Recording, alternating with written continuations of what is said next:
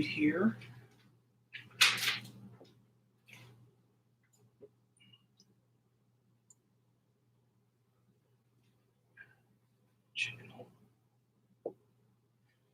There we are. Okay. Do we have audio? Do we have audio? Okay, we do. Excellent.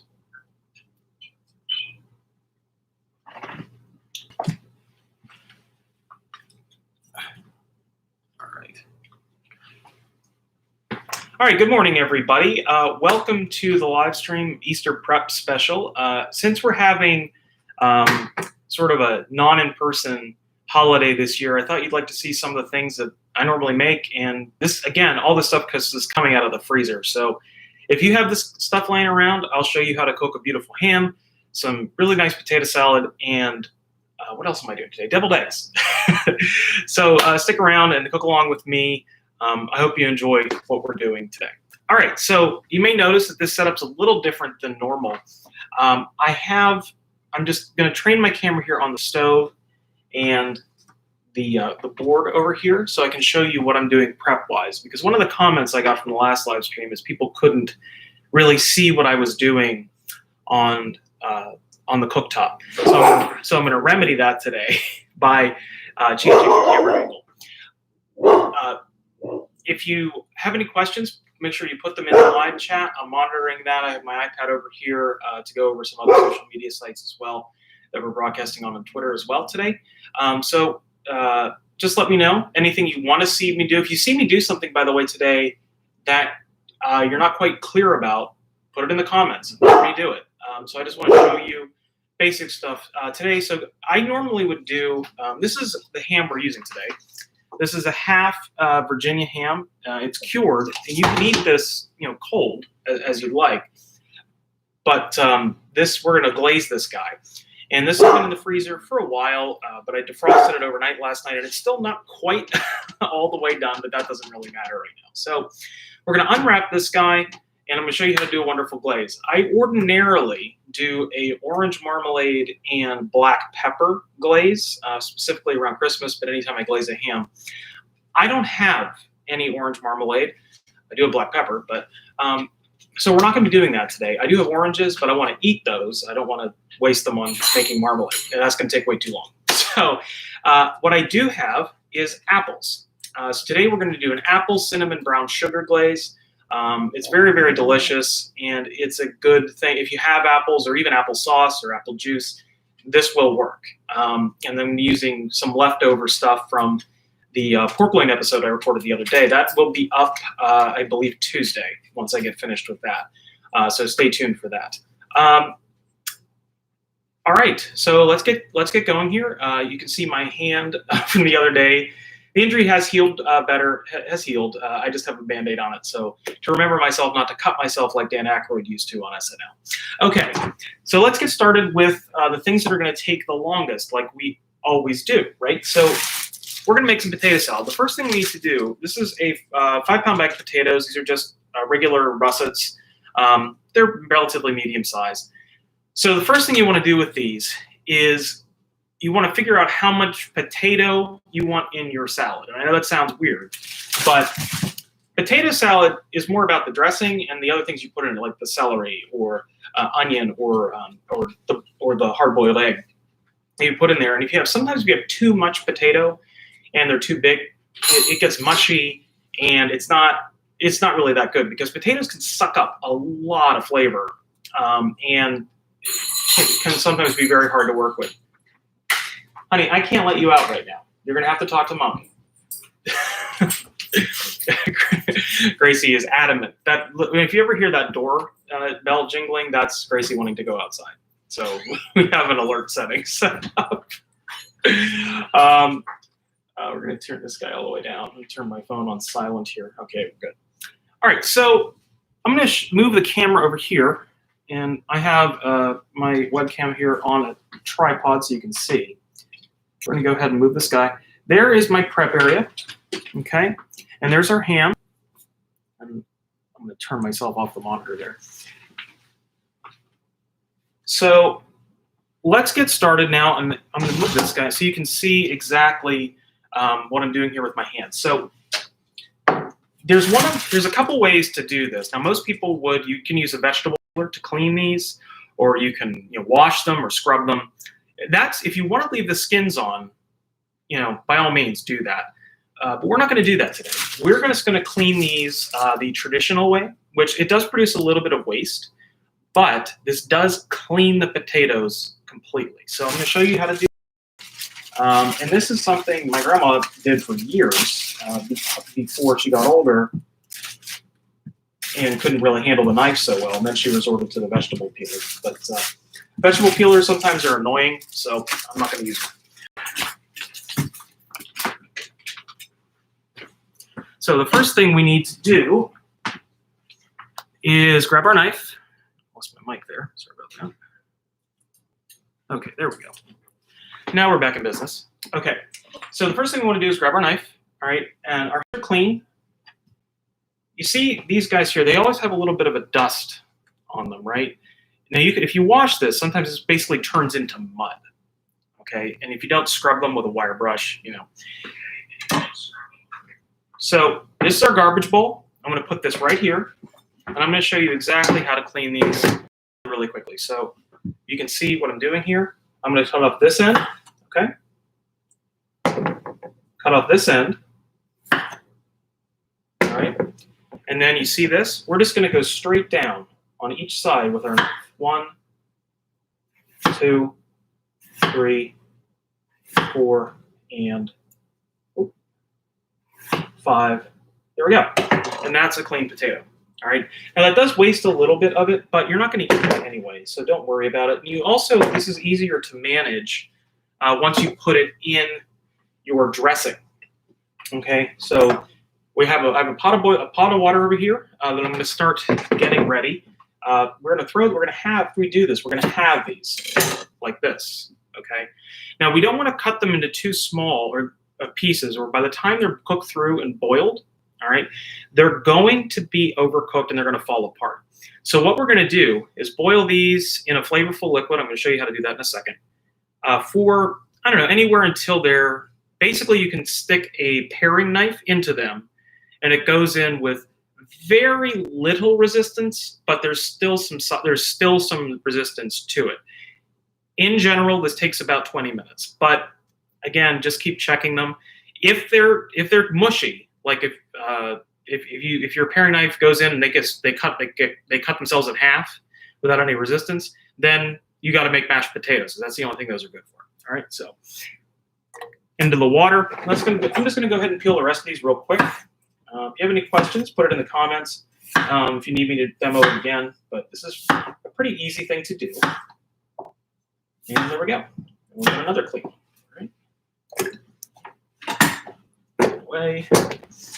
After this, after we get these going in the water, just like cooking pasta, okay, you want to make sure your cooking liquid is very flavorful. All right, so we're going to use what sounds like a lot of salt here, but it isn't, because not only will the potatoes have a lot of surface area to cover, but they need a lot of salt.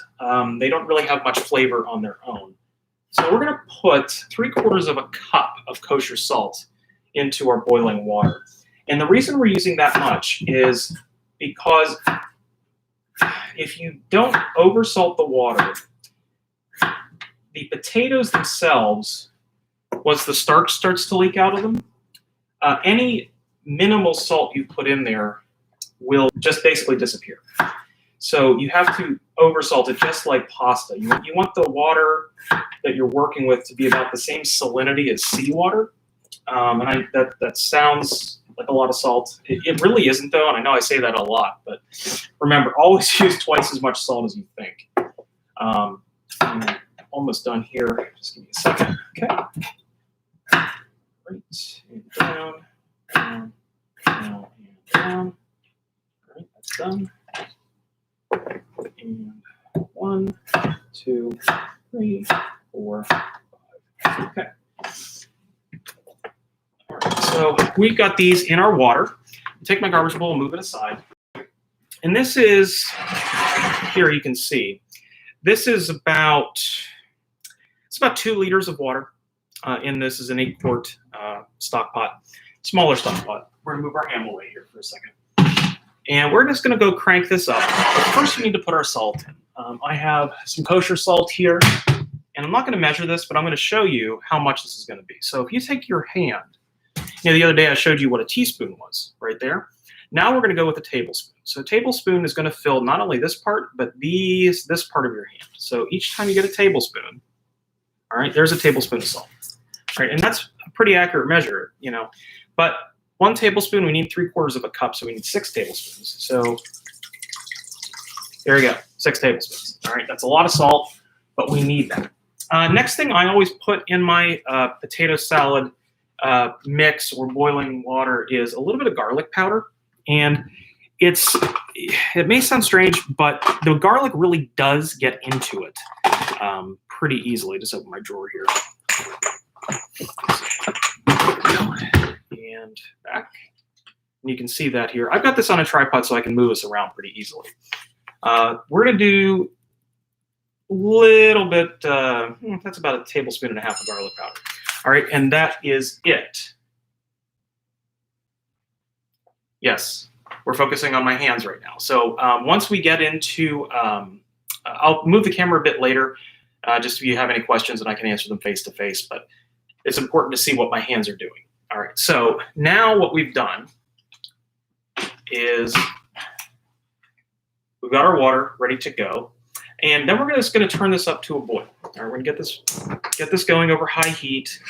And you don't really have to cover this if you don't want to. All right, but you can. It won't really help the water boil much faster. People would say that it doesn't really have it. The only thing that really helps you boil water faster is an electric kettle.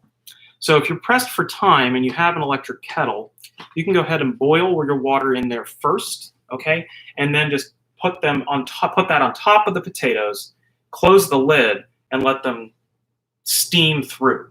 And that will be roughly the same as doing this over the stove. All right? Okay.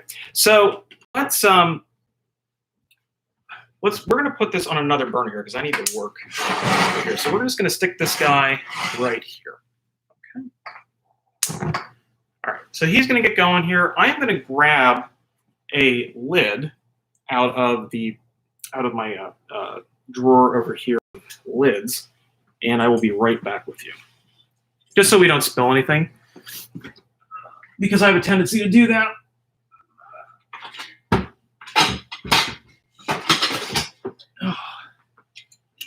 Okay, there we go. Now, we got our potatoes going, so we're just going to leave those alone until they start. You're going to see the rolling boil come up here in a bit.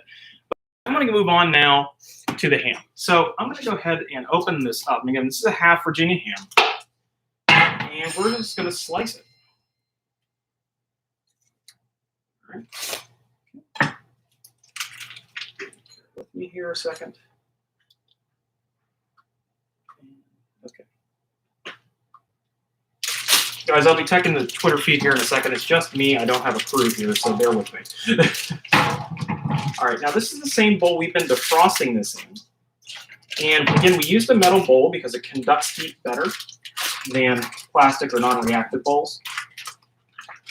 So we've got this, this is pretty much defrosted. It's not totally defrosted, but that's fine because we're not actually cooking this. Remember, this is already a cured piece of meat.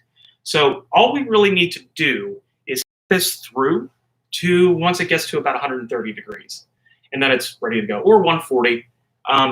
But what we want to do is get some good flavor into this ham. So I'm going to grab some paper towels here. I'm going to pat this guy dry. Okay. Just move my knife so I don't cut myself again. Just get over here. All right. So put a paper towel down there, and then we're just going to pat this dry on the surface. Flip it over. All right. Pat this dry again. Okay, and that's it. Now this bottom here, this is skin. Okay, we don't have to do anything to this side because this is just all meat. Now we have our fat cap over here. You see this bit? All right, that's fat. So in order to get the glaze to get into there, what we need to do is score this. All right, so what I'm going to do is diagonally make really shallow cuts like this. You're not going into the meat, just kind of right like that. All right, so they're about like an 1/8 inch deep, right? So one more, and one more, and one more, and one more. Okay, and then we're going to turn it around and go the other way, like this. See, this little crisscross hash pattern? All right, done. So we score that. The reason we do that is this is going to help the glaze get into the meat and penetrate it faster than ordinarily it would, because we want to cook this quickly. We don't want it to take, 4 or 5 hours. We want it to be done in 1.5 hours to 2. Okay, so this is ready to go. Now all we have to do is get this on our baking sheet, which I have over here. Hold on a second.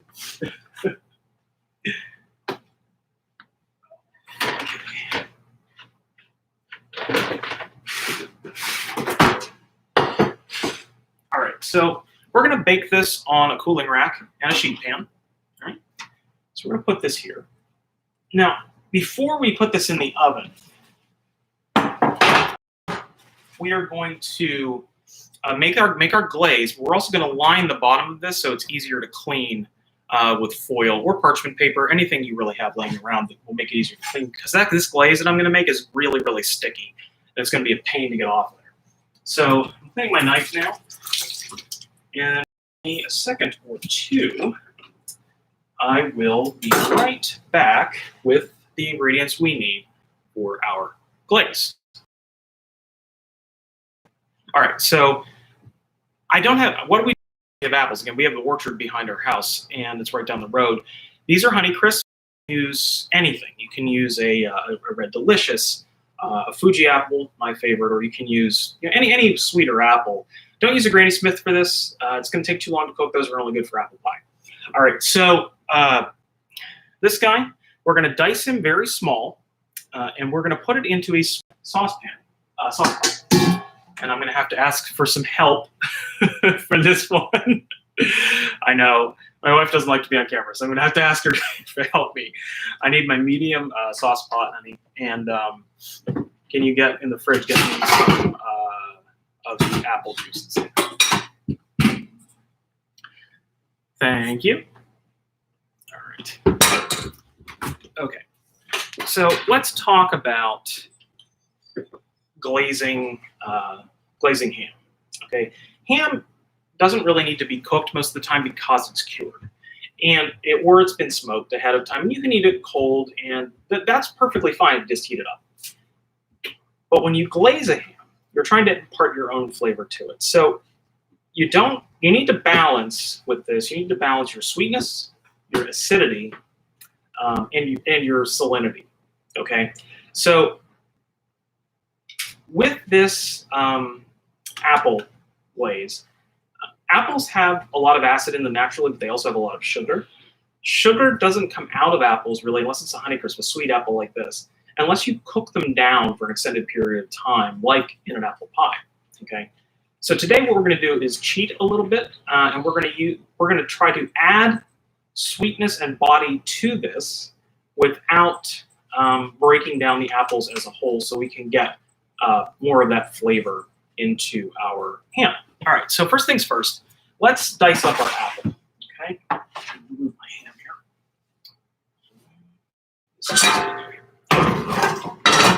So we've gone over dicing onions, we've gone over shallots. Dicing an apple is pretty easy. So here's what we're going to do. I'm going to go ahead and move this guy down so you can see me. Actually, I'm going to move him closer. All right, so let's go on the board here. And I'm going to take my knife again. And what we want to do is make sure we have even pieces. So if you can see this, okay, one down this side, and then down this side, okay, and then there, and there, and we toss our core away because that's not tasty. Okay. Now these, we can just go like this: 1, 2, 3, 4, done. All right, done. That's it. So these are already the right size. We just have to cut them crosswise. Now here, these are a little bit bigger. And we're going to use the same technique we use with an onion here. So we're just going to go like this. 1, 2, all right. 1, 2, 3, 1, and 2. Actually, that's more akin to dicing a tomato, but that's fine. See, it works really, really easily. Apples are easy to work with. They're firm. You don't have to worry about them slipping too much, which is good for me, especially if you watched on Friday when I did a Julia Child and cut myself. So throw this guy in here, and these are our apples. If you start these in a pan, what's going to happen to these? Right? These are going to burn. So we don't want that. So what do we have to do? We have to add our liquid that we're going to stew these in before we add our sugars. So this is my barbecue spritz. I go over this in the pork loin episode that's going to be up again Tuesday. What this is equal parts apple juice, apple cider vinegar, and then a 1-ounce shot of bourbon. I use bourbon in a lot of things. It's got good body, and it gives you a nice spicy flavor, but also sweetness as well, okay? And then what we do is we add a pinch of dried mustard to this. Okay, we shake it up, and that's it. And usually I spray this on ribs, okay, while they're cooking to keep them moist. But I have this left over, so I'm going to go ahead and reuse this. You don't want to waste stuff you have already spent time making. So here we go. And we're just going to use all of that, okay? Now, the technique we're going to use here, okay, with this guy, if you've ever mulled wine for the holidays or anything like that, this is the same basic idea. Now, we don't need any more acid because we've got the cider vinegar in there. We don't need any more liquid because we've got twice as much liquid as our solid. Now we need to give it the body that we're going to use for our glaze. So the next thing is we need some brown sugar. All right. Which one's open?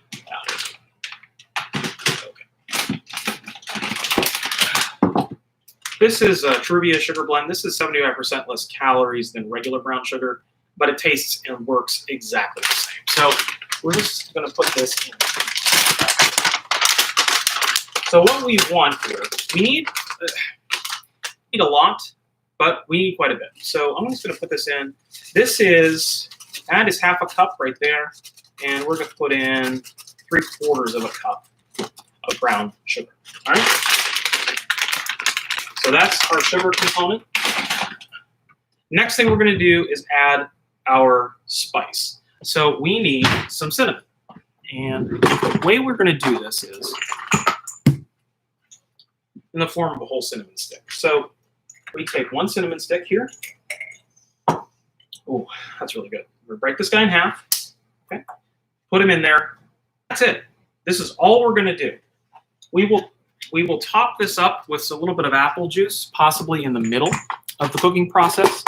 But that's it. We are done with the components of our glaze. So the next thing we have to do is get our glaze over a low heat. All right. Now, it's important to do this because a high heat will boil this off way too quick, and medium heat too. You don't want to burn the sugar. So what we need to do is put that over a low heat and just kind of make sure, got a silicone spatula here so it doesn't stick, that the sugar dissolves. Okay, because sugar doesn't dissolve in cold water very well or very quickly. So we put this in warm and we go ahead and dissolve that. Next thing we're going to do, we do need to add a little more liquid to this, so I underestimated that. So we're going to add some water. This is 12 ounces of water, so 2 cups, cup and a half. That's it. All right, now we're good. Okay. So liquid, if you have extra, if you need to thin it out or add more, just add some water. That doesn't change the flavor of anything at all. So we're going to leave this go. This is just going to get simmering there, and it's going to simmer for quite some time. So you don't have to worry about checking on it too much. Once you start to see the apples, all right, turn a little bit of a dark color, then we're going to move it to the high heat, and then we're going to get our glaze out of that. But I'm going to show you, similar to how we did scrambled eggs, that process happens really, really fast. Okay, so once you start making a glaze, you have to make sure that you keep your eyes on it, because if you don't, it's going to burn. All right, so we've got our potatoes boiling here away, and they've got a little foam here. I just want to show you this. That foam, that's from the starch and the salt interacting with the potato there. And once we start to see big bubbles form, okay, we're going to let that go for about 5 minutes, and then we're going to check them. Next thing we need to start prepping is our eggs. So I'm going to go to the fridge and grab those. Okay, 1 second. Okay, I'm going to use these pink eggs because my wife likes these jumbo eggs to make sunny side up eggs.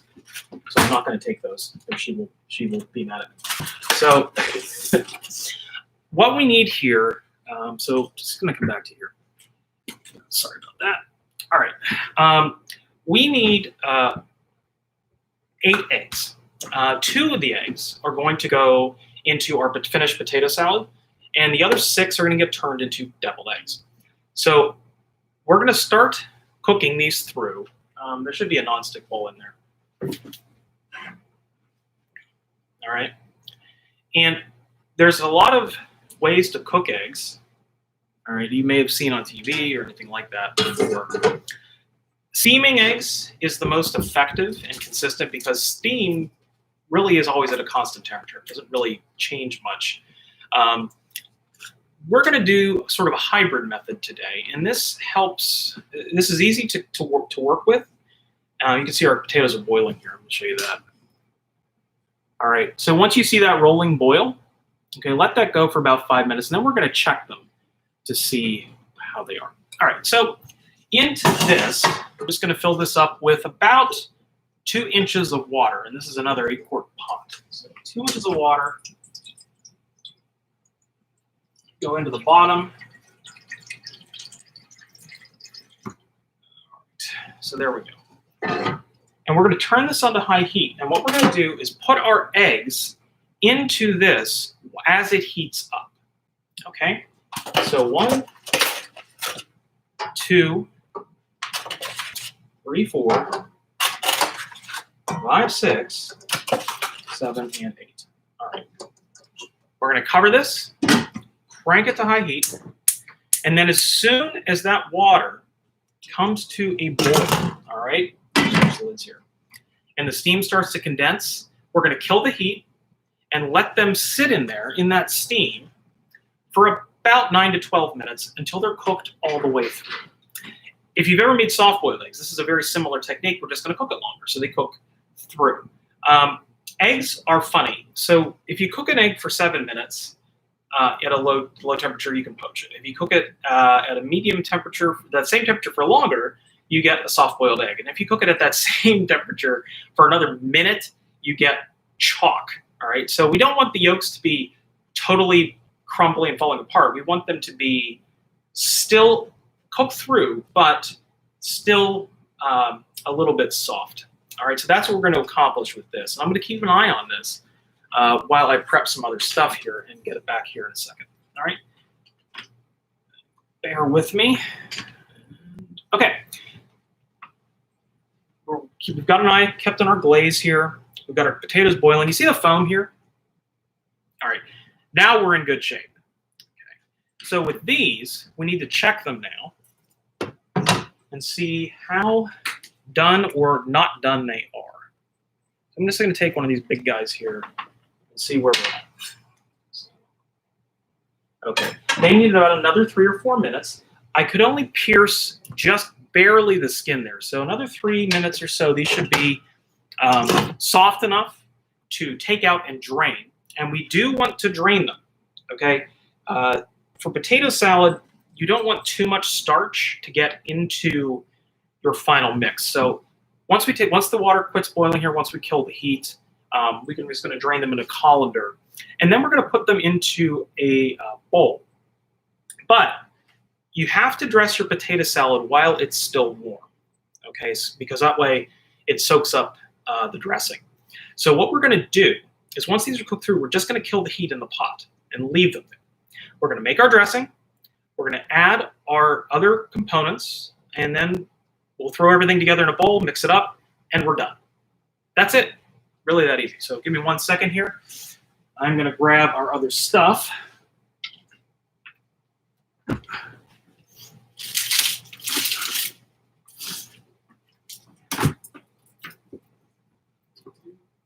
So.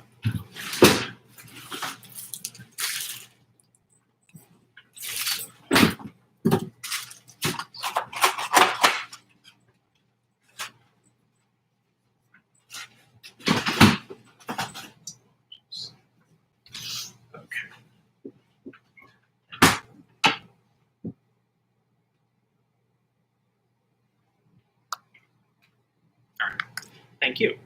That's good. Can you get me the lemon juice, please?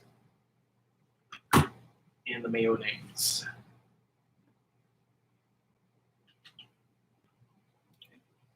Mayonnaise. Lemon juice. And some Dijon mustard. Up top.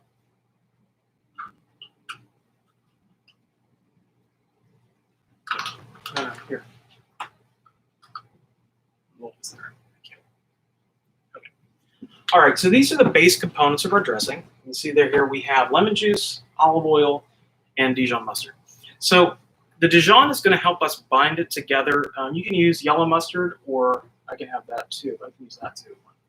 The mayonnaise that I prefer is this olive oil blend. You don't have to use that. If you want a more classic flavor, this is Kraft Light Mayo, and it tastes exactly like regular mayo. And it's made with canola oil, so it doesn't taste different. So we'll put this guy away. All right, so we're going to chop our. Okay, I'm going to show you this. Try to teach you how to look for things. You see how these bubbles now have gotten from that thick, cloudy consistency to their individual. These potatoes are ready, and I don't even have to check them. So I'm going to kill the heat and pull this guy out and show you exactly what I mean. All right. All right. Voila. All right, perfect. Okay, so we're just going to go ahead and throw these back in. Take that off the heat and push this to the back, and that is hot. All right. Push that to the back of our stove. And now let's get our other stuff prepped.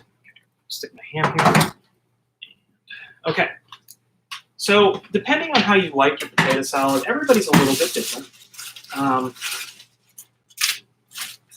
So we're just going to use one rib of celery here. Some people like more. Some people like less. It really just kind of depends on your personal taste. So these are a little bit dirty. We're going to rinse them. But we're just going to cut off those bits that look a little bit undesirable because, you know, the rest of it's fine. All right, our egg water's at a boil. So we've killed the heat. See that? I just killed the heat there. And now they're just going to steam. Okay. Trim off this end, trim off this end, that, and this guy, and that guy. Okay, so we've done there. Now, depending on how you like your celery, some people like full shapes. I like it a little smaller than that. So I'm going to cut these ribs in half and split them down the middle. All right. Then I'm just going to go ahead and give them a pretty rough chop. They're about, 1/4-inch pieces or so. And this is something that, again, is totally personal preference. If you like more celery, if you like bigger pieces, by all means, go ahead and do that. I'm not here to govern your celery consumption. This is just the way I do it. We'll go over German potato salad as well later. That's a little bit different recipe, but this is a classic potato salad, so that's all we're going to do today. So 2 ribs of celery, like that. I have some shallots here. And again, like I stated in the last live stream, I have a weird allergy to raw onions, so I can't use those. So I use shallots if I need a raw onion for something. We went over peeling those last time, so I'm just going to go through this really easily. All right, cut off that stem end. All right, and then peel it. I can eat these raw. I find the flavor delicious, but not everybody does. If you don't have an allergy to raw onions, use raw onions. Red onions, white onions, whatever you got on hand. A sweet onion would be really good. Okay. All right. So we're going to take the root end off this time because we want to split these guys. Because when you're making a mixed salad like this, you don't want a ton of huge chunks. Right? Just more little chunks. It's a little better to deal with as far as the flavor goes and texture. So peel that. And we're going to peel this guy. That's a good trick though. If an onion ever gets stubborn on you, just cut it in half and you can peel it pretty easily. Get your hands underneath there and get that first layer of skin off. All right, so here we're gonna do a medium dice on these. So last time I showed you how to mince them, but now we're just gonna do one slice down the middle, okay? Medium dice, and it's really just effectively cutting this into thirds. Pretty easy. So one slice down the middle like that, all right, and then chop, chop, chop, chop, chop, chop, chop, and chop. All right, so there we go. Okay, so this is our onion and our celery. Now the next thing we have to do as we get to prep is mix our dressing up, because once our eggs are done, we're gonna peel them, chop them up, throw those in the bowl too, and then the last thing we put in are the potatoes. So let me get a mixing bowl that is conveniently right above me. And this is going to be the same bowl we're going to serve this in. Okay, so the reason I'm doing this is it's much easier to dress your salad, your potato salad, if you put the parts into the dressing rather than pour the dressing over top of it. Okay, because now we just have to, this way, all we have to do is take our little spatula here and fold it over a couple of times. Much less work than pouring it on top and mixing everything. That becomes a boiled pain. All right, so we're going to mix our aromatics here into the dressing itself. All right. And then we're just going to go ahead and mix our dressing.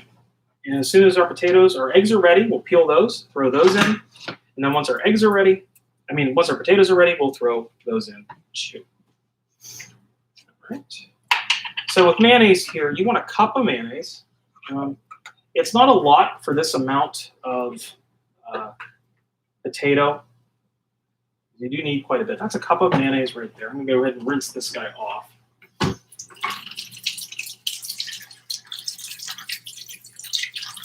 And the next thing we're going to add is our acidic component. And then we want to talk about sweetness. All right. Everybody likes their potato salad a little different. Some people like it sweet, some people like it a little savory.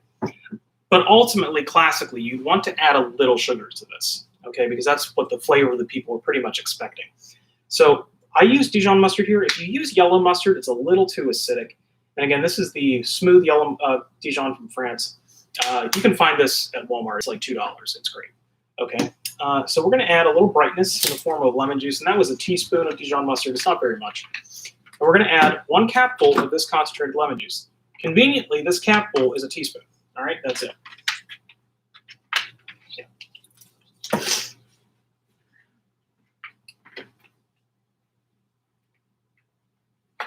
Okay. So basically here, we're done. Except two more components. So salt. We've salted our potatoes, but again, we also need more salt. Okay, and here's this. I'm using Splenda today as a sweetener. This is a no-calorie sweetener that tastes like sugar. So you have to use half the amount of this that you would with regular sugar, because this actually is sweeter than sugar. But there's no calories in it, so by all means use it, and it makes it a little bit healthier and gives you the same body. Okay. And I need my apple cider vinegar. Where did that go?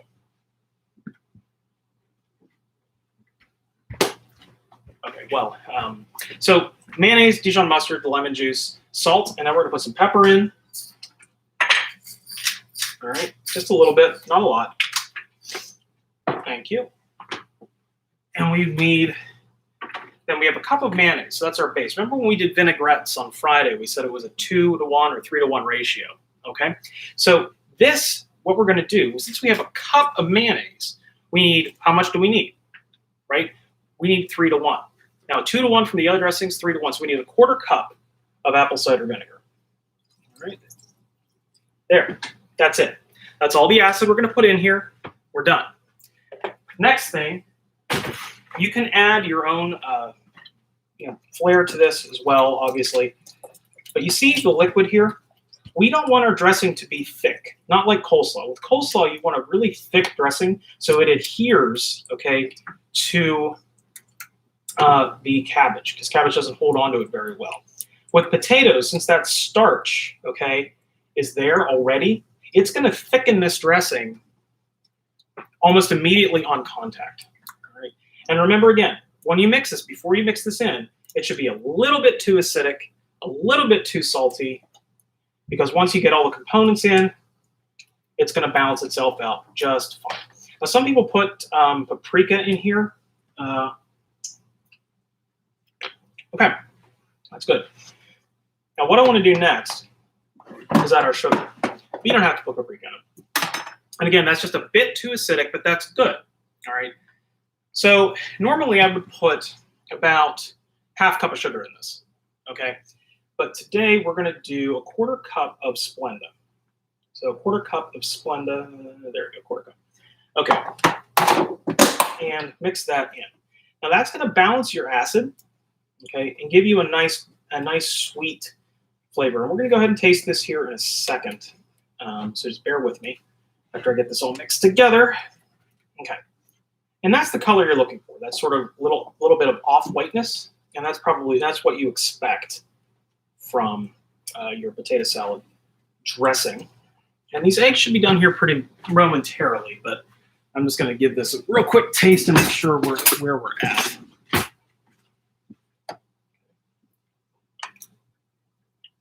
Okay, that's perfect.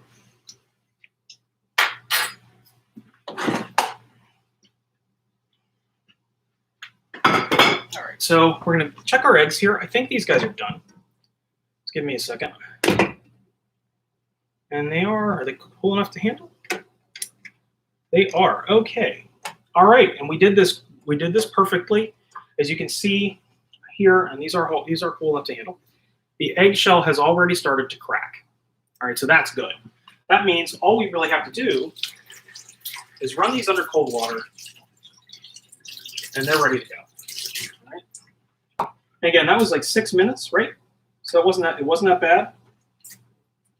And we have ourselves our egg whites that we need. All right. Here a second as I peel this guy. All right, so egg whites.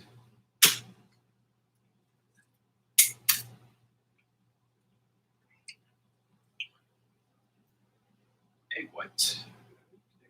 Now we're just using the whites here. We're not using any of the yolk. Okay. Using the yolk, we're going to use that for our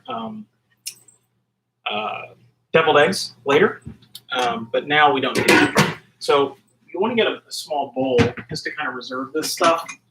Make sure you keep track of it. You see the yolk here? See how it's cooked through, right? But it's not totally chalky. That's the consistency we're looking for. Okay. Let's crack this guy, peel him, and get the yolks in to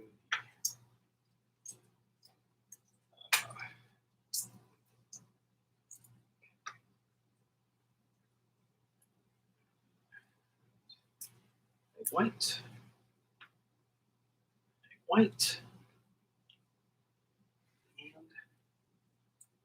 yolk out of there, buddy. Egg white. Our yolk. All right. So that's done. And that's all the egg we're going to put in here. This is just for 2 people, so I'm not making a huge batch. If I were making this for a party, I would quadruple this recipe. All right, but this is just for if you're at home. This is really all you want to put into this. And we've got all our stuff together. Those eggs break apart really easily, and this kind of adds a nice, unctuousness to it. All right, so since that's ready, we can now drain our potatoes. So I've got my colander here. Okay, this guy. And I'm going to pull the lid off here. put him over here. And this pot, if you have one of these stainless steel pots, these tend to get hot. Okay, so it's always a good idea, if your hands aren't made out of asbestos, to use a towel or gloves, right? And just kind of grab them here, okay? And then we're just gonna go ahead and drain them into our colander, and we can set our bowl, our pot, down in the sink, all right? And now our potatoes are ready to go into our dressing. Now you notice I haven't broken them up, but watch what happens here. So I'm gonna mix these together into our dressing, and then all I have to do to make these smaller and more manageable in sizes is take a butter knife and then just, or my spatula here, and split them in half. But see how they're still firm, okay? See how they're still firm, but I can take this a silicone spatula and just break them up like that? That's all we have to do, all right? And that's a nice time saver as well as a consistency saver for your potato salad. And it allows the potatoes to cook the way you want them, all right, without falling apart, all right? So there we go. I'm gonna taste this again, and we're using a new spoon here. Remember, always a new spoon to taste, all right? There we go, all right. So I'm gonna get a new spoon, and I'll be right back.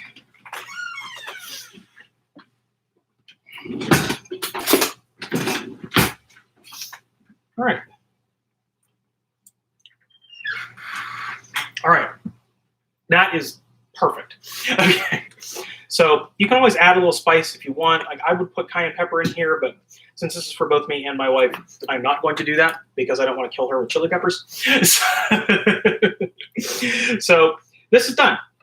The only addition, if you want to add your own flair or add some, add some paprika or something else, you go ahead and do that. But this is ready to go. This is ready for all your parties, everything you need. And we're just going to get a lid on this guy and stick him in the fridge. And that's it. The potato salad was done. That took, besides the eggs cooking and the potato cooking, that took, what, 3 minutes to make? So it's pretty easy. And even if you have a large recipe for a big party, this does not take very long at all to make that.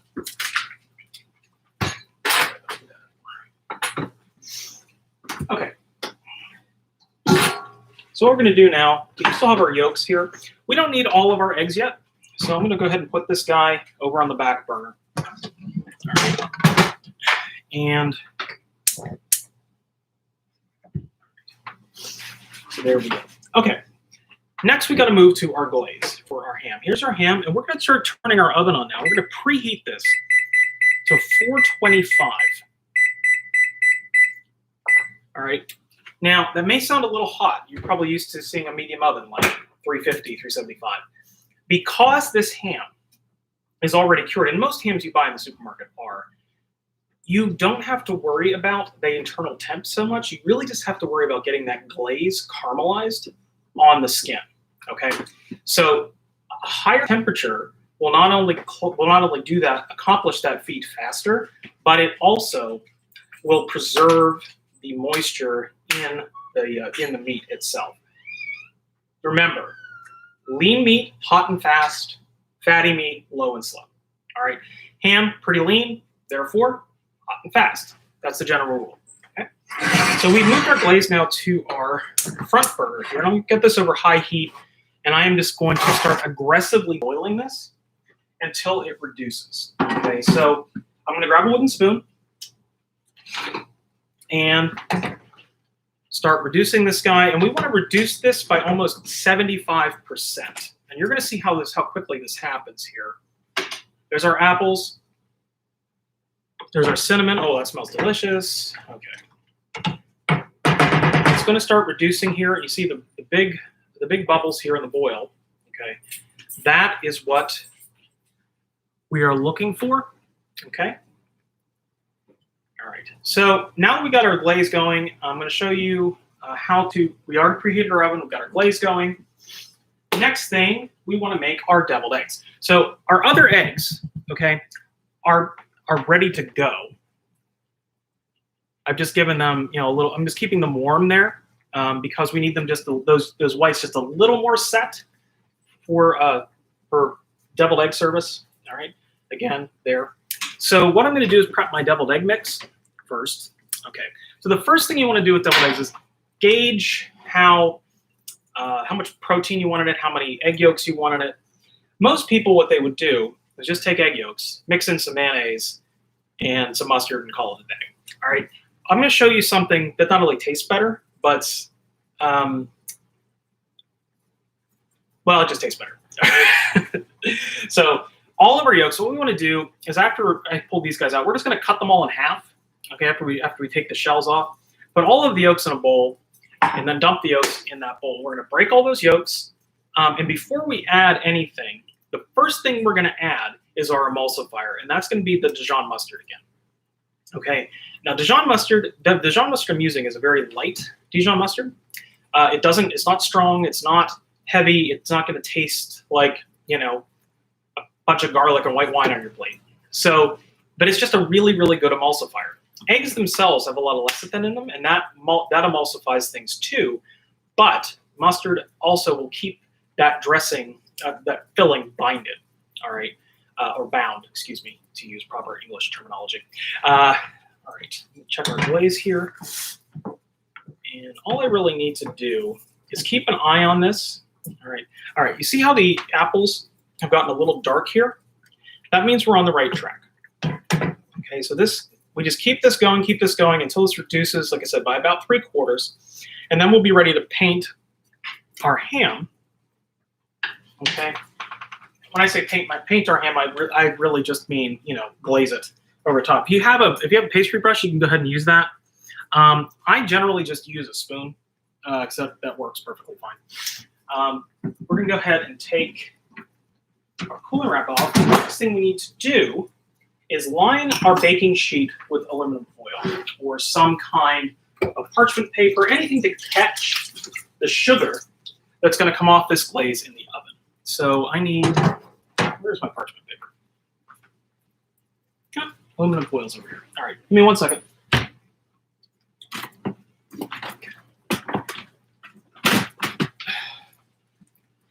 I really need to get a wireless body mic. Okay, so foil, yeah, you guys know how to do this. I'm not worried about that. Just line it. It doesn't matter whether your dull or shiny side is up, okay? Because again, this is just to catch the juice.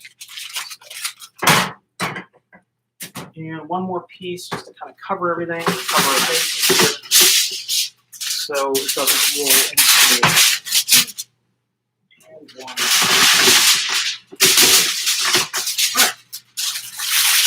right, so that's our roasting pan, that's our roasting tray. Okay. And then we put our ham on our rack. Okay. Now the reason we're putting this on this rack is we need some air circulation underneath this guy to make sure it heats evenly, because a lot of times if you're baking something or if you're roasting meat in a pan, you may have noticed that the underside can get very, very overdone before the top itself is done. So we're going to prevent that by elevating it a little bit. Now, we can also do this with what's called a trivet of vegetables or fruit or anything like that.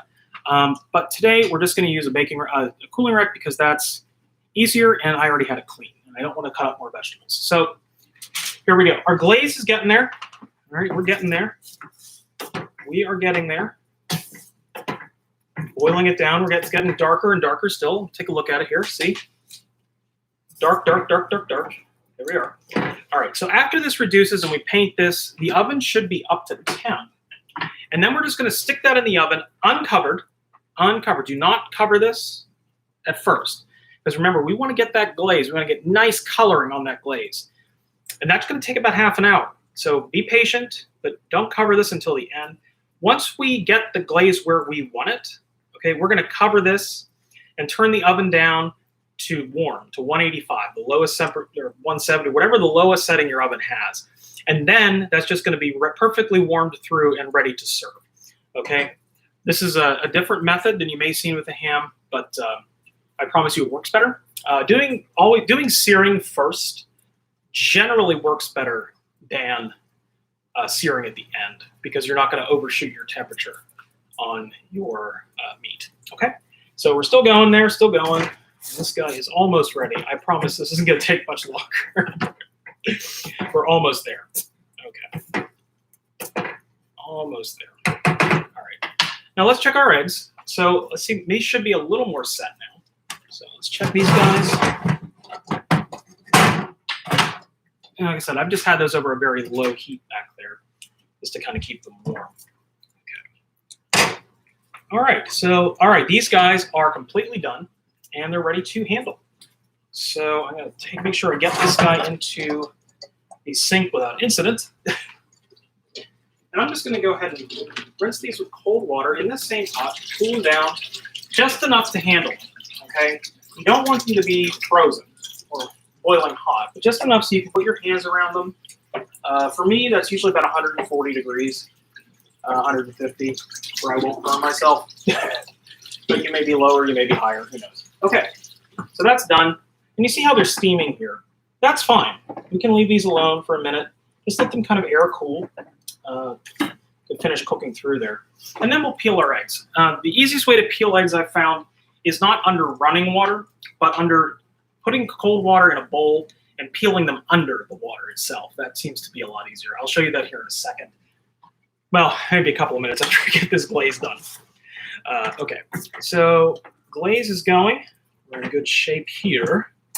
And all right, yeah, we're almost there. So probably another 2 minutes before this is done, but it's not going to take very long at all. So you can see that. See, we've already lost about a quarter of that liquid, and you can see that once you start to see the apples, okay, get darker, continue to get darker, then you know you're getting there. But you see, we started here, okay.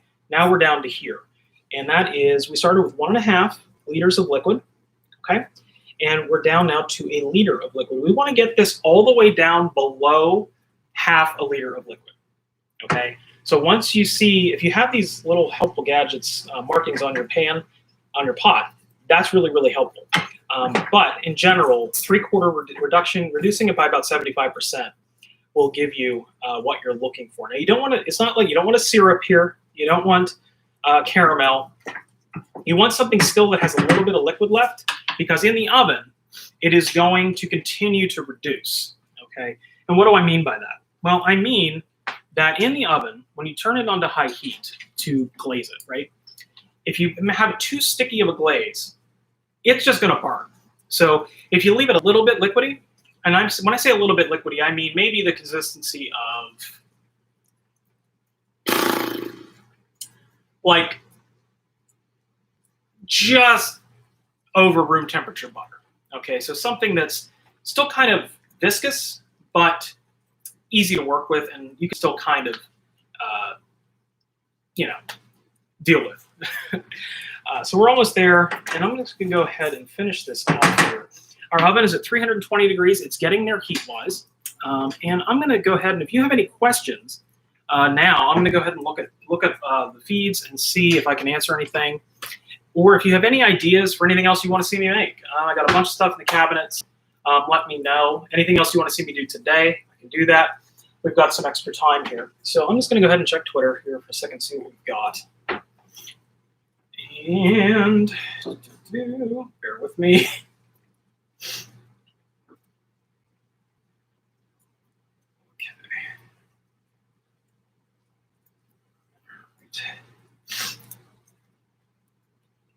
Okay, this is a good one.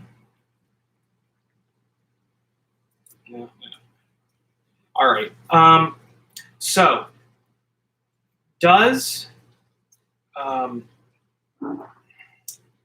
to answer this question, I think this is just good for everybody, so I'm going to address it to the audience. Eggs, like I was trying to explain before, overcook really, really easily. Now, does it really matter if your yolk is overcooked for deviled eggs? No, it doesn't. But generally, if you have it that fully solid yolk, right? What happens with your filling is that you're going to need more fat to bind it all together. And that not only sometimes can go wrong, but if you make too much that won't fit into your eggs, then you have this kind of gloopy, fatty mess that you can't really put on anything. So ideally, you want those yolks, just like these are, just cooked through. That way, you don't need as much, and you have just enough for the task at hand. And that's really the only reason. Flavor-wise, there really isn't much difference. If you're eating your eggs raw, obviously, I mean, I like runny yolks. Not everybody does, but that's what I like.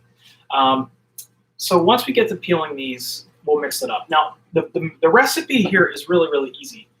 It's just the egg yolks, and we're going to take some of the mayonnaise again, but not a lot. You can actually use Greek yogurt for this as well. And my wife and I have been doing Weight Watchers for the last few months, and I found that Greek yogurt is an amazing substance. It basically can do anything. It's very malleable, and you can use it in place of mayo. You can use it in place of cream cheese. You can use it in place of butter in bread recipes. It's really kind of amazing stuff. With that, in order to make it taste the way people are expecting, okay, what you're going to need to do is do about a half Greek yogurt and half mayonnaise. Now, it's not super healthy, but it's definitely going to help. Here we go. In this recipe today, I'm not going to do that. I'll do a video on that in the future, probably the end of this coming week, to show you all of the wonderful uses of Greek yogurt and what I've discovered since playing with it. So let's get started here. The seasonings we're going to need salt, we're going to need pepper, and I put paprika in them. Not everybody does, but I find that to be delicious, and I actually mix it in. I don't just sprinkle it over top. And because these are just for me and my wife, I'm going to mix some dill in there as well because we like that. If you like dill and eggs go phenomenally well together. If you don't like dill, chives, okay? Either or, it really kind of depends on what your tastes are. I would suggest trying the dill, but if you don't like that flavor, just use some chives. It'll work great. It'll taste great. I'm not going to put any bacon in these. I know you probably have seen that a lot lately. Traditionally, you wouldn't put that in deviled eggs, and I have much better uses for bacon than sticking them into an egg. So our glaze is getting ready here. All right, see, okay, I'm going to show you this. You see, we've gone down again. See, we're under 1 liter now. We're almost at half a liter. And as soon as we're under that half a liter mark, we're going to kill the heat, okay? Now, there's another way you can do this, and this is something my grandma used to do. She used to take ginger ale, okay?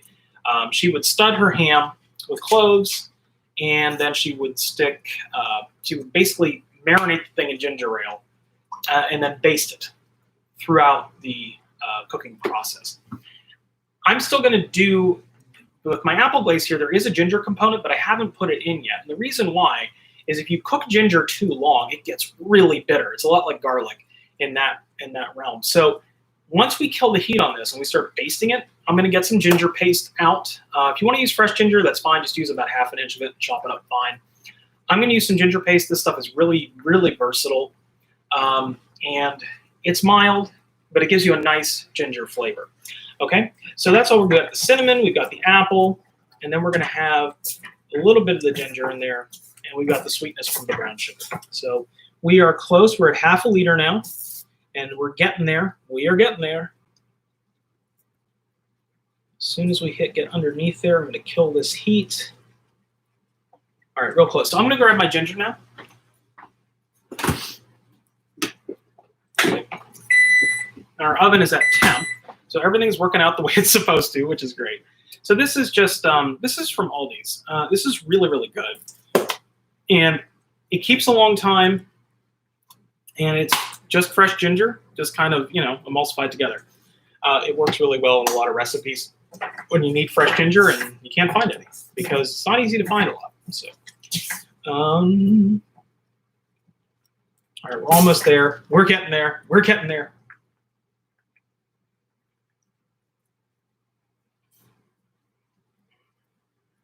Come on. This last, 30 seconds always takes forever. So I was commenting those easy open packages the other day. Like those things, Okay, here's what I don't get. If something says child safe and the child can open it but the adult can't, why? That seems to make no sense to me.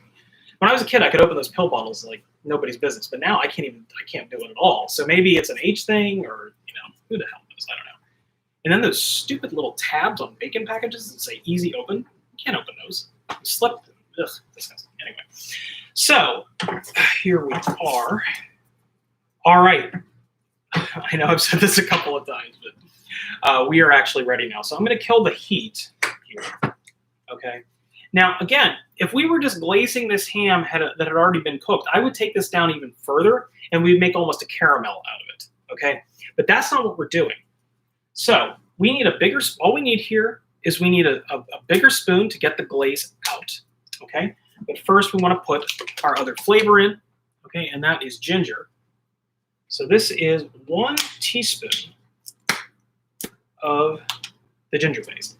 And that is equivalent to 1 teaspoon of fresh ginger. So that's all you need to do is stir that in there, but while the heat is off. Okay, don't put it in there while it's still boiling.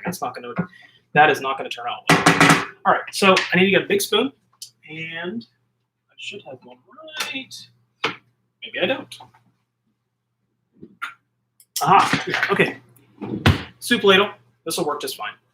So we've got our ham here, and I'm going to show you how to do this. If you have a pastry brush, this would be the time to use it, or a silicone brush. So here's our ham. You can see the slits I made there. Okay. Now what we want to do first is lay down a seasoning base a little bit. We don't need to put salt, okay, because that's already here. But what we're going to have to do is help this glaze stick a little bit. Now, if you're cooking this outside on a grill, you would use mustard or honey or something as a binder, okay, to bind your dry spices on. But we want to bind a wet spice, which is our glaze. So what do? We use a dry component, okay? So in this case, we need a little extra cinnamon.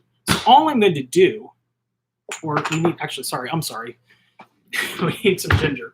So I'm going to take, this is dried ginger, just roasted ginger, okay? And I'm going to go ahead and rub that in. Now this is very mild, okay? And it won't really add much other than amplify the ginger flavor in it. You see how that changes the color there?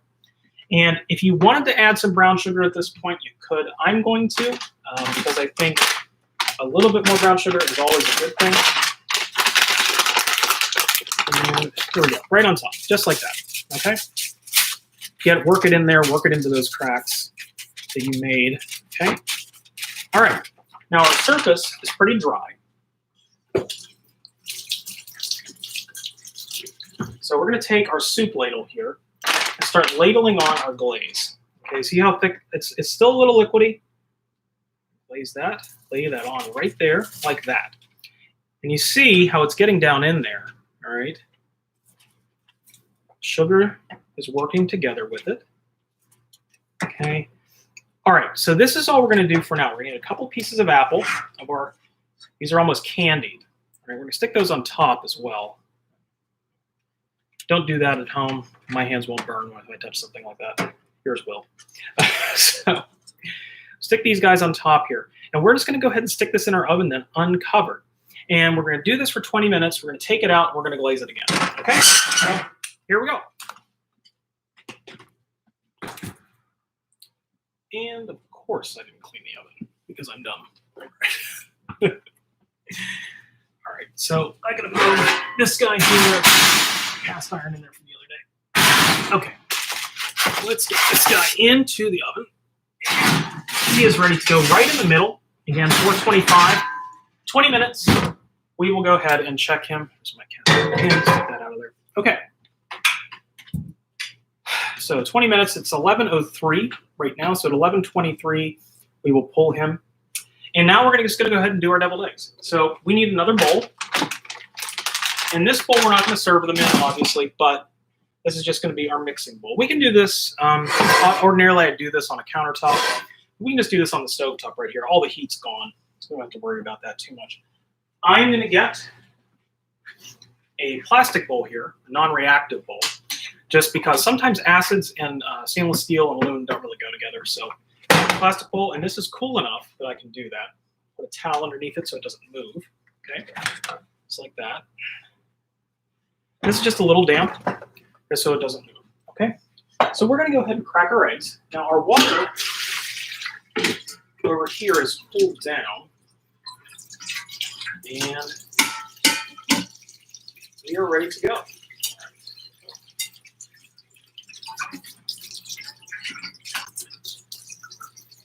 If you don't want to watch me peel eggs, I totally get it.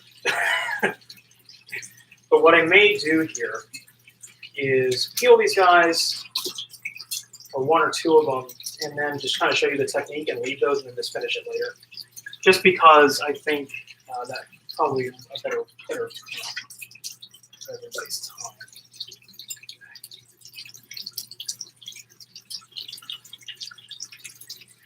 Eggs are tricky, and people get intimidated by them. I showed you guys how to poach an egg on Friday. A pretty foolproof method for that. This, again, I mentioned poaching eggs inside their shells on Friday. This is just the last full yolk we need. Right there. Okay, so what I'm going to do here is I'm going to make my dressing. All we really need is 3 egg yolks. We really don't need all of it. Okay, so I'm going to show you how to do that just to save some time. So we've got our 3 yolks. All right, we're going to go in there, and you see, I showed this consistency before. See how they're still kind of soft? That's what we want. All right, a little bit of white in here. That's fine. Okay, so first things first, we need to add our different components of our dressing here. So Dijon mustard, just a little.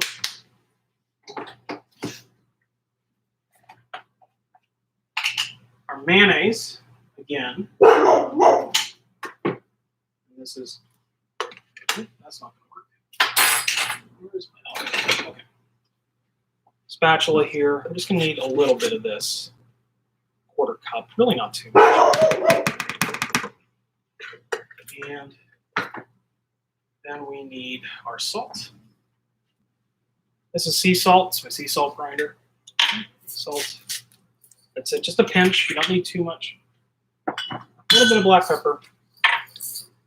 That's actually enough. Didn't even have to grind it. And the next thing, my favorite little thing, smoked paprika. Stick that in there. That's it. Just a dash. Now you can mix this with a spoon or a fork or whatever. Forks are easy because you can break the yolks. But if you use a whisk, that also works as well. I'm going to use a fork or my tiny whisk. Let's use tiny whisk. Okay, so we've got tiny whisk here. We're just going to whisk these guys, break those yolks up like that. There we go.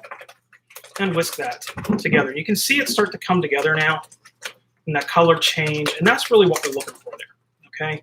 And you see how these yolks behave, how they add the extra body to your dressing. If you were making this with dry yolks, right, you would need to add 4 times the mayonnaise and mustard we just did. So that helps stretch out your ingredients, and also you can use less and make something equally as good. All right, so that's our filling done. If you want to add anything to this, like I said, I'm going to put dill in here in a second. We got our yolks broken up. And then we're going to go ahead and fold this into a smaller bowl. So I'm going to put some freeze-dried dill in.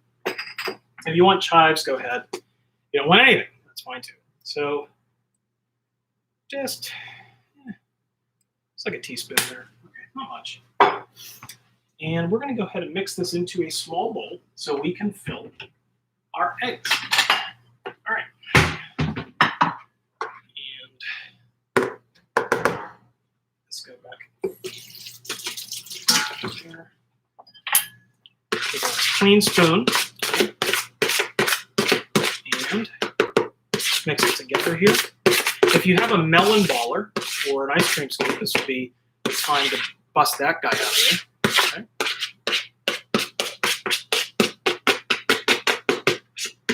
Okay, so got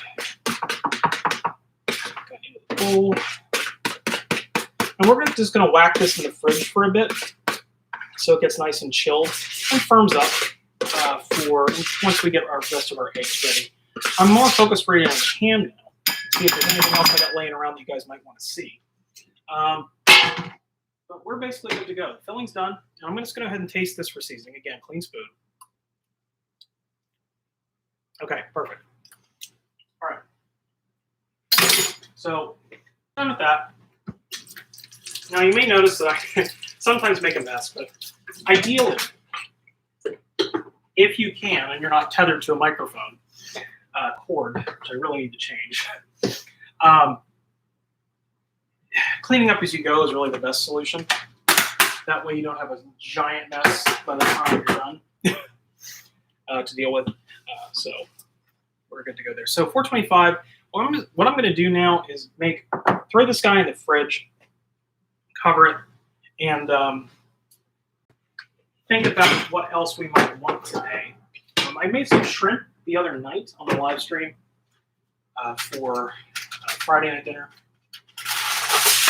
But we never ate, so I'm going to make some cocktail sauce for you today, and I'm going to show you my recipe. I will put this recipe up, all of the recipes I'll have up next week on the website. So I'm just going to throw this in the fridge, and I'm going to show you how to make some cocktail sauce for shrimp, and we'll go from there. That's right there. This and this. All right, clean my stuff up here, and we'll be back in a second.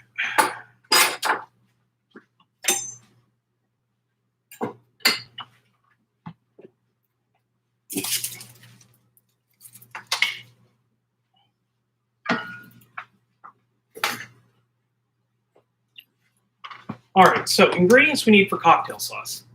I typically would say never use ketchup as a base for anything, but here we go. Now this is no sugar added ketchup. Okay, so this is only 10 calories. It doesn't have any high fructose corn syrup in it. It doesn't have any excess sugar. It tastes exactly like regular Heinz ketchup, so I like to use this whenever possible. This is what I've got. And I've got some horseradish. This is some prepared horseradish. You can also make this with, fresh horseradish, but not only this time of year is that hard to find, but number two, it's hard to work with sometimes, so this is much easier to deal with. The only difference here is you use about twice as much as this as you would fresh horseradish, okay? Alrighty, get some coffee.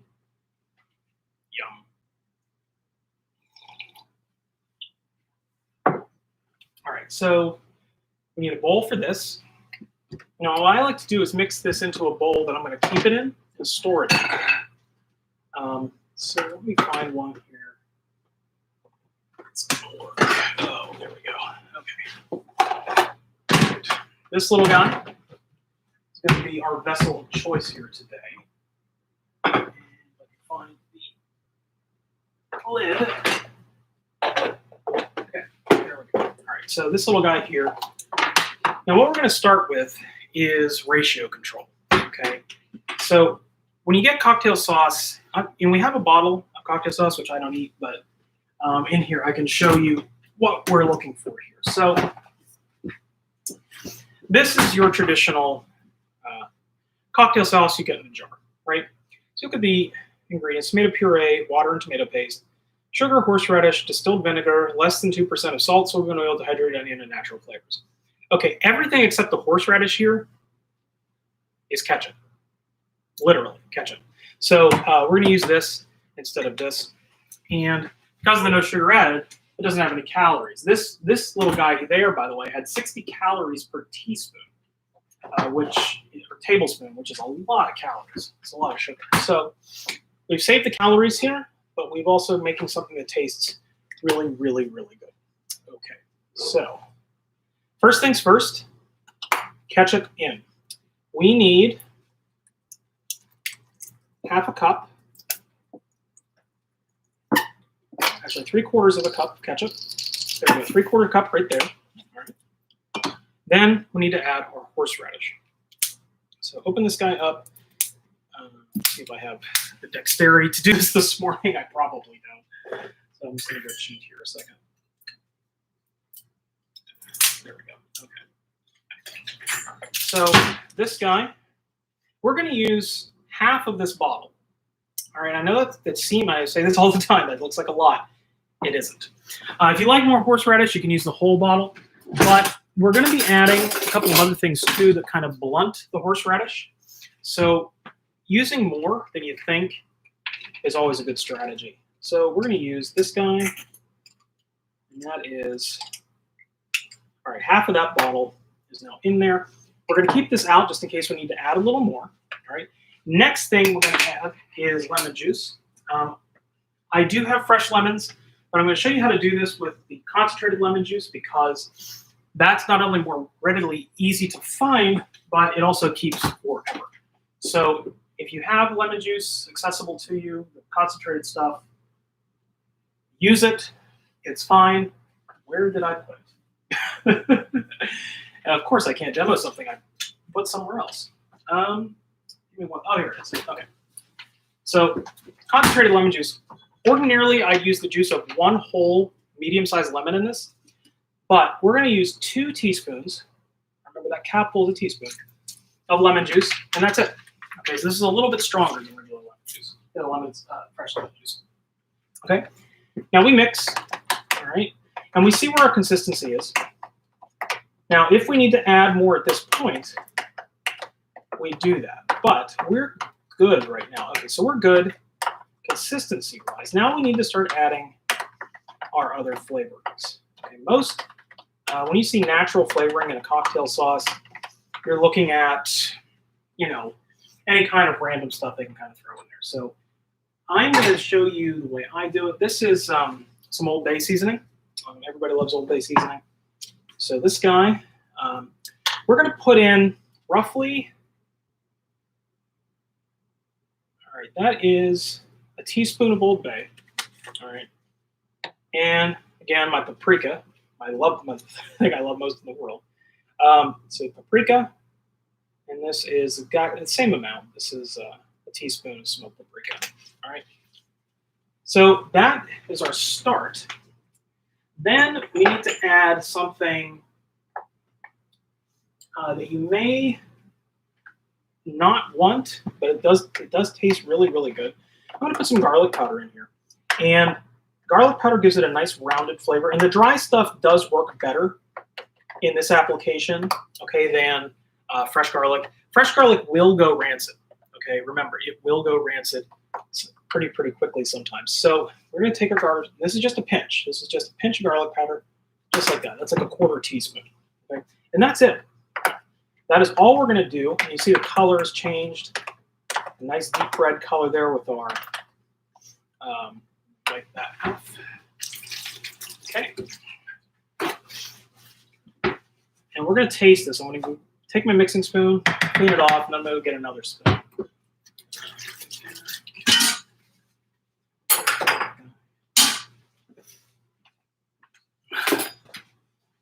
Okay, new spoon. All right, let's try this. Oh, okay, that's perfect. All right, so I will have the recipe up for this this week, but it's real easy to do. And by the way, as this sits, okay, it will get better. You can use it right away, but if you let it sit for at least 2 to 3 hours, the flavors are going to get really, really pronounced and really, really good. So this is going to go in the fridge for now until we're ready to eat, which in theory should be around 2 o'clock today, but you know, who the hell knows. So tasting spoon's done. Clean up horseradish, and now we're going to check our ham and see how our glaze is doing because it's only been 17 minutes, but we might be ahead of schedule. Sometimes that happens. Just gotta roll with it. Times in the kitchen are really never set in stone because sometimes, and I think I mentioned this in the trailer for this channel,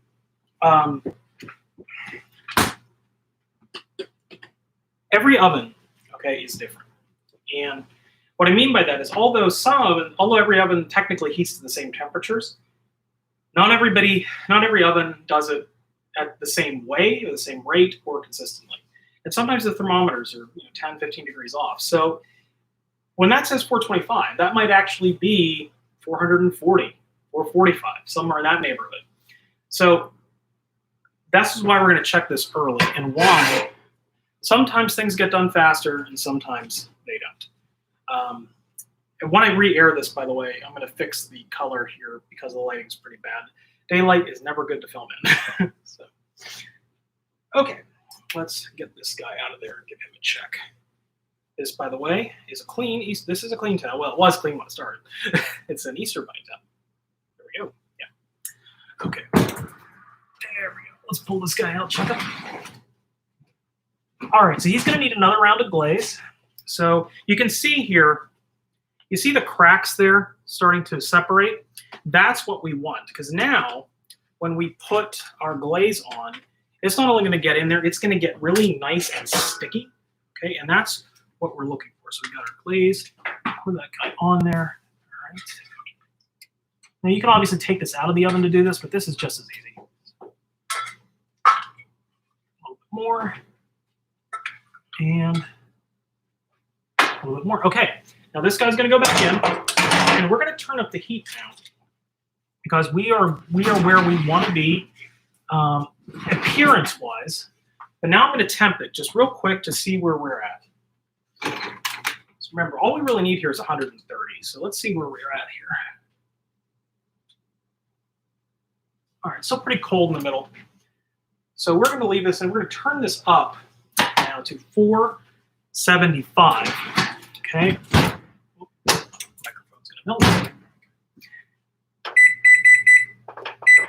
And that's going to get that skin nice and crispy, okay?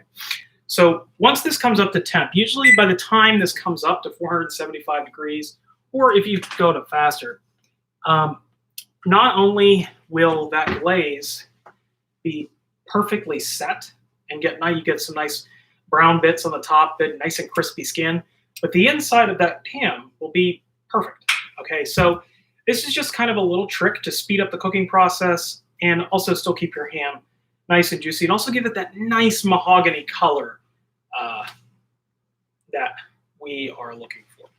So I've just got a couple minutes here to chill out. My horseradish away, and I'm going to answer some more questions. By the way, if you are following along here on the live stream comments are enabled.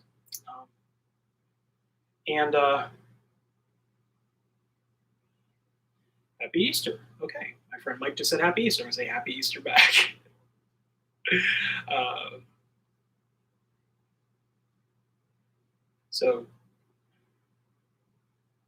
All right. So, and if you want to follow along, we're also live on Twitter right now. So if you're following along our channel on Twitter, it's at FRSC with love.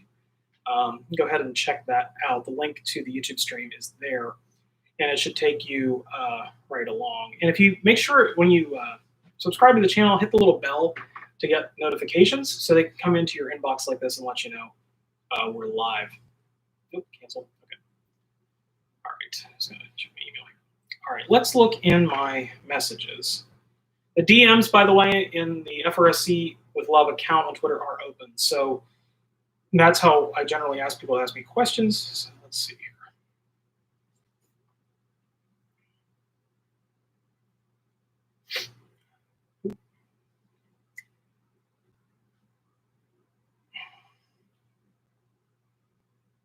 Okay, so go ahead to Twitter at FRSC with love, and you can just slide right in the DMs there and ask them whatever you want, and it'll work out just fine. So just give me a second here. Okay. Okay.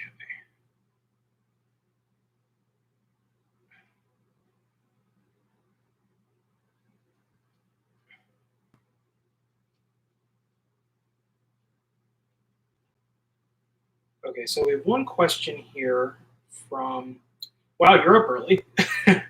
This is from the West Coast. This is a person that follows me from around Los Angeles. What do you do if your ham is still frozen and it hasn't defrosted? Okay, so there's a couple of tricks to defrost your ham or any kind of meat, really. and get it to a manageable temperature. So basically, I just washed my hands there. It's always good to wash your hands as often as possible if you need to, especially now. Wash your hands as much as possible and count to 20 or count to 10.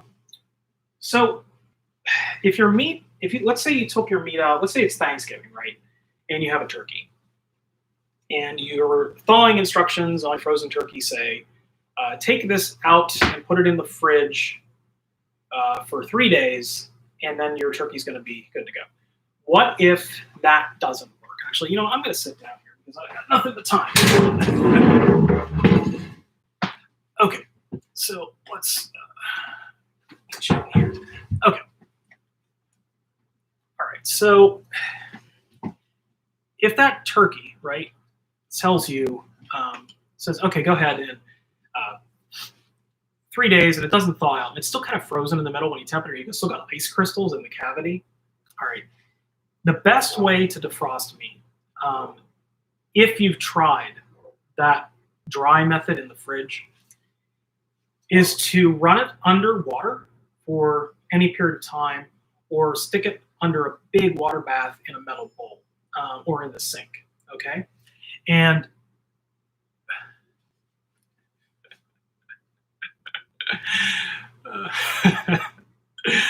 I love getting commentary in the middle. Yes, I've been rubbing my nose a bunch, so I've got to stop doing that. I apologize. I just touched my lip there. Okay. Okay, so running it under cold water will get your meat to transfer that heat faster. Water is an excellent conductor and an excellent insulator, so it can suck all of that heat energy out pretty easily. Generally, a cold water thaw on a frozen item will be about 5 times faster than a dry method. You really don't want to thaw stuff at room temp unless it's a totally frozen solid and there's no chance of anything happening. Did it again. There's no chance. The average human touches themselves, touches your face about 3,000 times a day. Yeah, I didn't realize that, but it's 50 times a minute or something like that. It's something insane. So I've got to stop doing that. All right. So anyway, cold water method. But in general, let's say you have a party you're getting ready for, and let's say you stuck this in and it's still frozen, but you have to put that turkey in at 10 o'clock in the morning, otherwise you're screwed. The best way to do that would be to take off the wrapping, because it usually tells you to thaw it in the wrapper, right? Take off the wrapper, fill your sink with lukewarm water, put the turkey in there, and then that will take care of the heat transfer. And that's going to take it about an hour and a half before it's manageable to cook with. Because now we'll do an episode on turkey, and I'll show you some tricks to that and how I do it. But in general, that's what you want to do. Now with ham or with beef, okay, beef you can actually cook if it's still slightly under temp in the middle. So if it's around 32 to 33 degrees Fahrenheit or 1 degree Celsius, you can cook with that. Now it's not frozen solid at that point, but it's manageable. Sort of similar to if you watch the barbecue chicken episode, you notice that my chicken breast pieces were still partially frozen in the middle because it was easier to work with them when they're solid like that, so they don't get all slimy and slippery on you. With ham like this, okay, since this is already cured, you don't have to worry about bacterial growth because it's already cured. It's not gonna hurt you. You could eat that cold if you wanted to. But so if you thawed at room temp and it's frozen solid like a brick like mine was, it was down to the bottom of the chest freezer, so really cold. Stick it in the big metal bowl for a few hours, see where you're at. If you start to see frost on the top of it, just wipe that off. But that means that it's defrosting pretty well. And if you fill that with water and leave it overnight, that's a bad idea. Don't do that, because that's a breeding ground for bacteria. But just leave it in that metal bowl and let it come leave it out for like 5-6 hours and see where you're at. Usually by that time, okay, you can, after 5 or 6 hours at room temp like that with a frozen solid piece of meat, you can then throw that in the fridge. and finish the thawing process. Okay, and that way you protect the dangers of 40 to 140 degrees from occurring, especially if you haven't put any salt on top of it at all. But if you leave it in the vacuum pack, honestly, you should be fine. Okay. All right. So if you're screwed today and it's frozen, just get your biggest metal bowl or your sink, fill it with a bunch of lukewarm water, and throw that ham in there and defrost it. Okay. All right. Next up, let's see.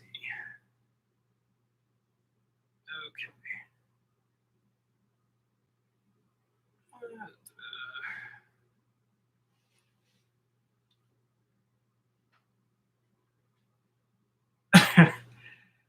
No. Okay, so this is another one that's good for a general audience. Okay, the question was, how can you tell when something is done just by looking at it? You've probably seen me do that a few times. That isn't something that comes right away. I mean, I can't really teach you that. That's just something that you have to develop over time. This week I'm going to do a risotto episode, and I'm going to kind of demonstrate in full time. It takes about anywhere between 18 to 22 minutes to make risotto. So I'm going to do it live, record it live from start to finish, so you can see what every stage is, what it looks like, what you're looking for, okay? Because you need to develop the ability to look at something and say, oh, I better check that, right? Not just go by, oh, my oven manual told me, the recipe says I leave this in the oven for 45 minutes, but you come back in 45 minutes, and since your oven creeped up a little too hot because your thermostat's inaccurate, you end up with a piece of charcoal in your oven. So that's never a good thing. That's why you want to make sure you develop a good skill set to look at things and see when I might need to check these or temp these. So I've got the oven light on here. I can show you this. I can see what this guy is doing while I'm here. Now, once I start to see those apples on top get a little bit of crust on them, a little bit of brownness, okay, then I know this is probably ready to go. And I'll hit it with one more hit of the glaze, and then we're going to be done. This ham will be ready to eat. You can rest it, serve it at room temperature, put it in the fridge. You can make ham salad out of it later, which I might do this week too, which is delicious. That's just, that's a good application for it. Yeah, so that's a skill set that you're not going to develop instantly. Even if you watch every single one of my videos, I can't teach you that. I can show you how to do it, but you're just going to have to practice. All right, so next one we have, who is this? I know you. I'm sorry. Bear with me here.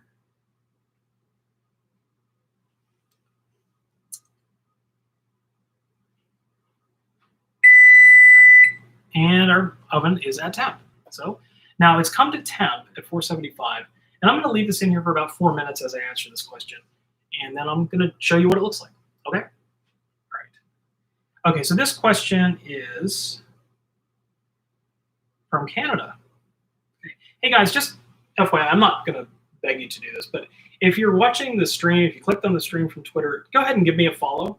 Just give us a follow at FRSC with Love. That would really help me out. Right now, I have a very high proportion of people watching content and not following the channel. So please go ahead and follow the Twitter feed. I promise you, it's just fun stuff with recipes and dogs. That's all it is. So, okay. So the question is, see how I can phrase this. How do you know how long? Okay, so the question was how long do you rest something? But I want to make sure everybody knows what that means. So something like this that's already cured, like a ham, you don't really have to rest it very long. What I mean by rest is take it off of your cooking method and leave it alone. Literally let it rest. With all meat, that's really important to do. Chicken, beef, everything like that. Because it helps the juice that was necessarily lost in the cooking process to redistribute itself. All right. Oh, just one more thing. If somebody tells you to sear your meat because it seals in the juices, that's wrong. It doesn't do that. What it does, searing your meat first gives it a crust and gives it some flavor, the brown bits, which we call a Maillard reaction, and that is flavor. That color is flavor. It really has nothing to do with quote unquote juices getting sealed in, because that's just nonsense. But if you let that meat rest, okay, those juices will redistribute and it'll still be perfectly juicy and not dried out at all. How long to rest something really kind of depends on how big something is and what kind of temperature you're going for. Okay, so if it's a piece of beef, if you want rare, okay, you want to pull that meat once it's 110 degrees, so it'll coast up to 120. If you want medium rare, you want to pull it at 115, so it'll coast up to 125. If you want like a roast, same. Did it again. Oh Lord. Okay, I'm gonna have to have like a shock collar or something for my hand so I don't touch my nose. I will wash my hands here in a minute. So basically, it's just a time thing. So with a bigger piece of meat, there's more carryover cooking than a smaller piece of meat. Just keep that in mind. So if you have, for example, a roast beef or a prime rib, and you want that to be that sort of in between medium rare pink, like just dark pink where prime ribs is supposed to live, generally you want to pull it at 115 degrees. Okay, and take it out of the oven and don't tent it with foil, because that's going to make sure the heat stays in. You want to make sure the heat dissipates, because it's still going to coast up, you know, to 120, 125 on its own. It's a big piece of meat. Same thing with ham like this. You don't want to pull it right at your target temp. That's a mistake that a lot of people make, especially with poultry. If you want to cook your chicken to 165, do it. But your breast meat really should be pulled anywhere between 149 and 155, okay? And that's turkey or chicken. The reason why is at 150, it's cooked, okay? It's done. That's well done. It's cooked. But the reason we go to 165 is because that temperature is basically the max temp that any type of bacteria could live, right? Here's the thing. Lower temperatures do that too. They just have to work a little longer at it. So if you pull it at 149 and it coasts up to 155 or 160, not only are you not getting pounded with direct heat to dry the skin out or dry the meat out, but that lower temp, if you let it sit for 15 minutes instead of 3, it's going to kill the same amount of bacteria. That's all it is. All right. So it's an equation, basically. Temperature with time kills X. 140 is generally the life cycle of most bacteria anyway. 165 is just kind of a safeguard against a lot of salmonella. But if you've cooked your chicken and turkey properly, it really won't matter. Plus, you want juicy chicken. You want juicy turkey. You don't want to cook it to death and have it taste like cardboard. So we'll go over that again in the turkey episode. So, okay, let's check this guy. I'm going to put my glove back on here and see where we are. Actually, I'm going to use my towel since that's close to me. All right. Let's take a look. Oh, yeah. Okay. All right. Here we go. We are almost ready. So pull this guy out. Okay, you see the little brown bits right there on the top of the apples? We are almost done. So I'm going to go ahead and temp this guy. You can see the splits. Let's temp this guy again. Okay, 125, so we're almost ready. All right. We're just going to hit this guy with one more round of the glaze. And this time we're going to take it out, okay, of the oven to do this. That tray is really screaming hot. Okay. So you see this bit here? You see how it gets nice and brown? You get the little brown bits on top. We're going to go ahead and then just do the rest of this right over top of our meat here. Let's get our cinnamon sticks out. We don't need those anymore. All right. So we're good to go. Now this, we're going to put back in the oven, and we're going to turn this up even higher. Okay, 475. We're going to turn this up to 500 degrees. And we're going to put this in here for 3 minutes. Okay, that's it. So here we go.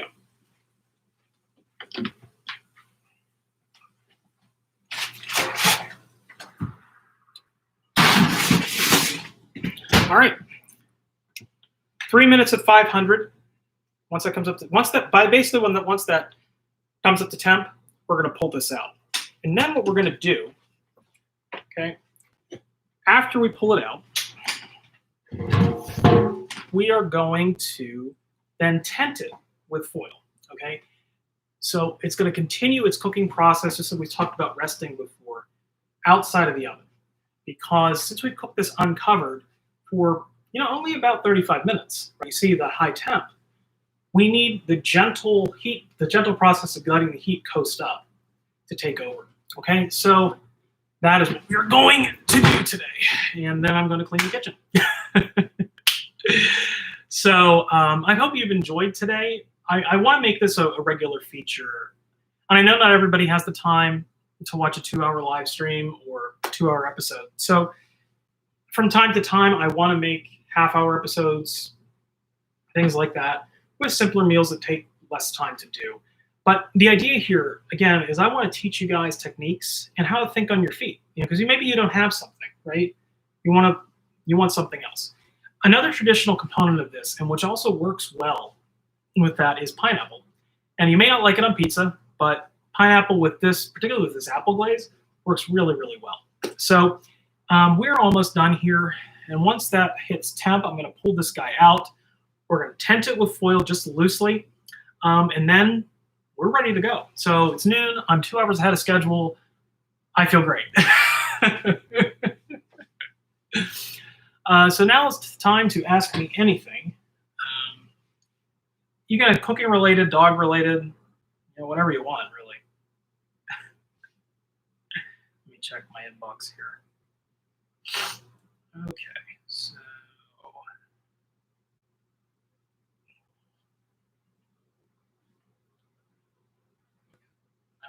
bear with me here.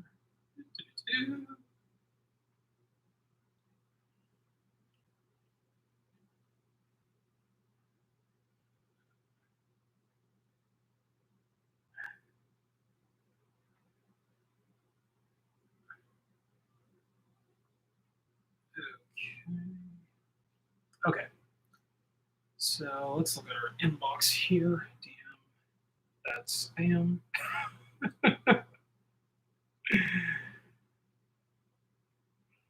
No. Okay. What does Gracie like to eat the most? So you're actually paying attention. This is great. Okay. My dog is a cheese connoisseur. I'm not kidding about that, by the way. She likes all manner of cheese, but she kind of is discerning when it comes to more expensive cheese, which is kind of, I don't know, ridiculous. But I can demonstrate that at one point. I know I mentioned this last week, but she really legitimately can tell the difference between good Reggiano Parmigiana and the cheap domestic stuff. So it's crazy. I hope to get that on camera. I know I said that before, but I swear to God it's true. But yeah, she's a cheese connoisseur. Brody, her brother, loves bread, by the way. So you may have noticed in the trailer, she's the chief taste officer. Well, Brody is our chief baking officer here. So once I start getting into gluten-free baking, I'm going to show you how he enjoys the bread, and he will literally eat an entire loaf of bread. So I hope you enjoy watching them. I mean, they're great, and they help out a lot. They love it. They seem to like this. So at least they get to stay home all day with me, which is good. Okay, next question. No, don't do that. Okay, so the question was, should you put your meat in with the oven while it's preheating? Absolutely not. Okay, the only time you want to do, and the reason why you don't do that is it's going to not only dry that out, but it's by the time that oven hits temp, it's going to be in there for like half an hour gently heating up. And by the time that happens, that's going to turn into a friggin' hockey puck. Don't do it. With meat or roasts, always preheat your oven first. Okay. If you're heating up a cast iron pan, put it in there cold, heat up the oven. All right. That's the way to do that. But don't do that. Okay. What else? Your ham glaze. Your ham glaze. Do I have? No, you don't have. Remember, recipes are just a guideline. Use whatever you've got. Applesauce actually will work there.